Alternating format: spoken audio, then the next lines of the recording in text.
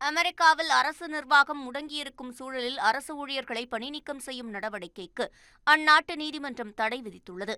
அமெரிக்க நாடாளுமன்றத்தில் அரசு நிர்வாக செலவினங்களுக்கு ஒதுக்கும் நிதி தொடர்பான மசோதா நிறைவேற்றப்படாததால் அமெரிக்க அரசு நிர்வாகம் 2 வாரங்களாக முடங்கியுள்ளது. அத்தியாவசிய பணிகளை மேற்கொள்ளும் அரசு ஊழியர்களை தவிர மற்ற துறை ஊழியர்களுக்கு கட்டாய விடுப்பு வழங்கப்பட்டுள்ளது.